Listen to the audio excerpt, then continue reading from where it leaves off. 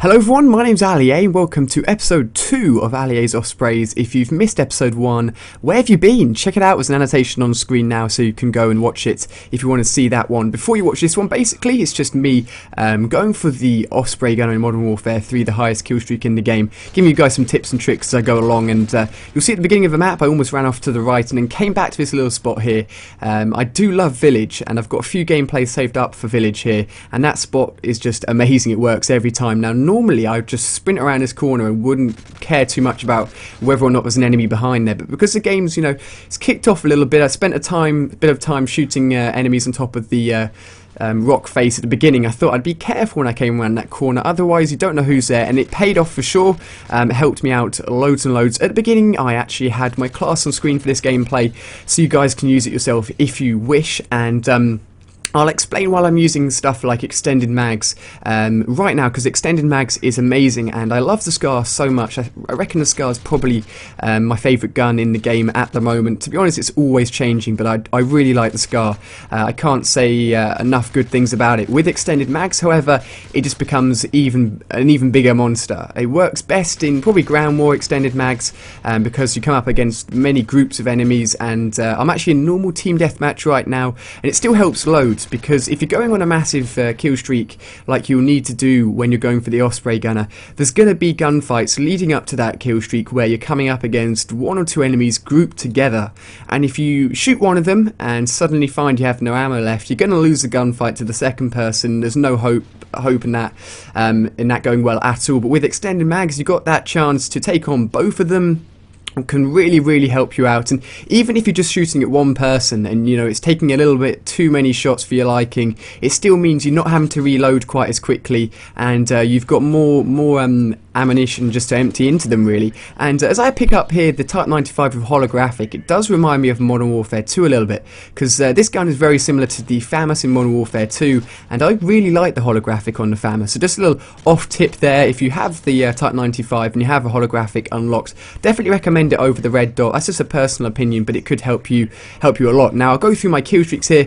They're very high kill streaks, I'm not gonna lie. My first kill streak was the A86 Overwatch, leading up to the Pavlo, and then finally to the Osprey Gunner. They actually get shot down very quickly, the A86 Overwatch and Pavlo, which does suck, because if they go up and stay up in the air for ages, they do so much work. And now it's hard getting towards that first 9 kill streak for your AH6 Overwatch, but it's almost definite that if you get to that 9-point streak, it will then lead on very nicely to the rest of your kill streak. So rather, I thought in this gameplay, using something like the Predator missile or something lower down the line like an attack helicopter, which doesn't mean I'll definitely get towards that Osprey Gunner. I thought, you know what, I'll use massive kill streaks and just make sure that I'm getting that Osprey Gunner. And this was the pivotal point of the gameplay, just as I ran around the corner, which is a very stupid move. I should have taken that corner a little bit slower like I did right at the beginning of the gameplay. Luckily I managed to zoom in just a little bit quicker than him, which is why my perks, both Sleight of Hand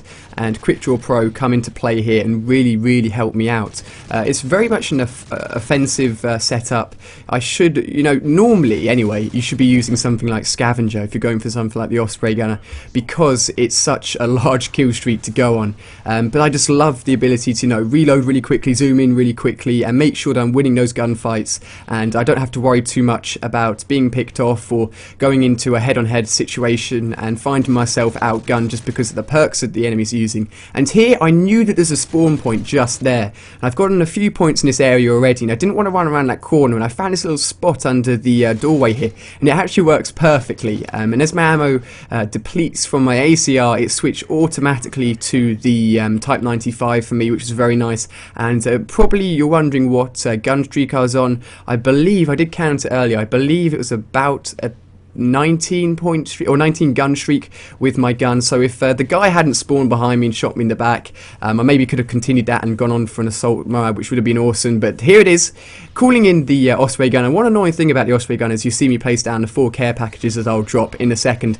is that you never actually get to use the care packages yourself. And imagine if you could call in that Osprey Gunner and somehow those care packages were just locked in for you. It'd be amazing, because dropping 4 care packages, you're going to be getting something amazing from one one of those care packages at least, although I think one of them's a booby-trapped care package for the enemies to hopefully come and pick up and kill themselves with. But basically, it's very much a team playing part of the Osprey Gunner being able to drop those care packages. And the care package, although I don't use it very much in my gameplays because it's very much a luck basing, for those of you guys that feel that you know, you're not always getting the highest kill streaks in the game, and maybe the Osprey Gunner isn't something you go for all the time, putting on the care package is a fantastic idea because it's only a 4-point streak, I believe, and all the things within the care packages. As the gameplay comes to an end here, my final score I believe was 31-1, so very high KD indeed. But continuing the care package talk for a second here, the care package is only a 4-point streak, and everything in that care package is going to be the same or above, apart from the UAV. That's the only kill streak that can be worse